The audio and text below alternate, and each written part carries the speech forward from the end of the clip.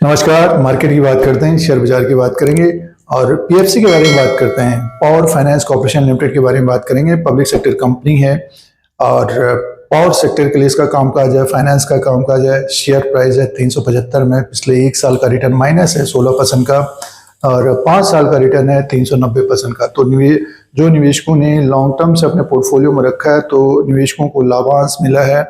Stock भी ऊपर की तरफ है, बट पिछले 1-1.5 साल की बात करते हैं तो स्टॉक में गिरावट रही है।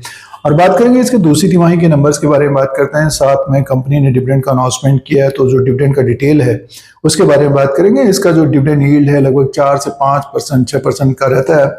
स्पेशली डिविडेंड के लिए ही जाना जाता है, बट पिछले कुछ सालों में स्टॉक में भी रैली बनी है और शॉर्ट टर्म में एक तरह से गिरावट है। शॉर्ट टर्म मीन्स 1-1.5 साल से गिरावट देखने को मिल रही है और स्टॉक अभी 375 रुपये 90 पैसे में। तो ये ट्रेंड रहा है शेयर का। और बिजनेस की बात करते हैं, दूसरी तिमाही में जो इनकम रहेगा उसी के अनुसार फिर स्टॉक कारोबार करे। उससे पहले डिविडेंड की बात कर लेते हैं। और कंपनी ने दूसरी तिमाही के नतीजों के साथ पावर फाइनेंस कॉर्पोरेशन लिमिटेड ने 3 रुपया 75 पैसा 3 रुपया 65 पैसा 3 रुपीज 65 पैसे का डिविडेंड का अनाउंसमेंट किया है और फेस वैल्यू 10 रुपीज का है, 36% का फाइनेंशियल ईयर 2025-26 में। और इसके लिए जो रिकॉर्ड डेट रहेगा, जो हम लोग एलिजिबल होंगे 26 नवंबर 2025 से पहले जिन्होंने खरीदारी की होगी वो निवेशक एलिजिबल होंगे। बहुत सारे निवेशक एक पॉइंट ये भी जोड़ना चाहते हैं कि रिकॉर्ड डेट के दिन खरीदारी कर लेते हैं, तो रिकॉर्ड डेट के दिन खरीदारी जो करेंगे वो निवेशकों को डिविडेंड नहीं मिलेगा, उससे पहले ही खरीदना पड़ता है, ये ध्यान रखिएगा। और इसका जो पेमेंट होगा डिविडेंड का, एलिजिबल होंगे तो 6 दिसंबर 2025 के आसपास डिविडेंड का पेमेंट हो जाएगा।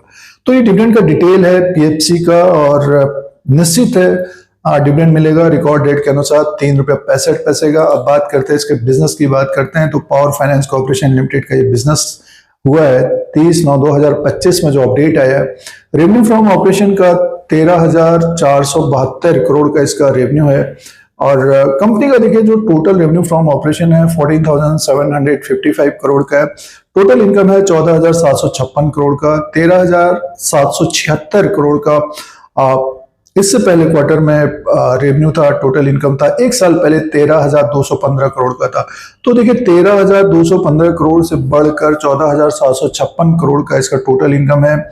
और क्वार्टर एंड क्वार्टर के हिसाब से भी टोटल इनकम बढ़कर आया है, तो ग्रोथ देखने को तो मिल रही है इस क्वार्टर में।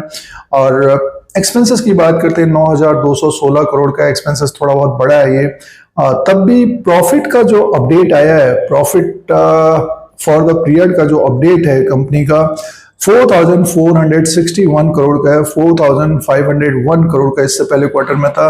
4,370 करोड़ का साल भर पहले था। तो प्रॉफिट में मामूली ग्रोथ है, सालाना क्वार्टर एंड क्वार्टर के हिसाब से कम है, थोड़ा बहुत कम ही है। और प्रॉफिट देखिए ज्यादा बढ़ा नहीं है, तो अर्निंग पर शेयर 13.52 का है, 13.64 का इससे पहले क्वार्टर में था। साल भर पहले 13.24 का था। तो अर्निंग पर शेयर में सालाना तो देखिए बढ़कर आया, तो एक तरह से ठीक ठाक नंबर है।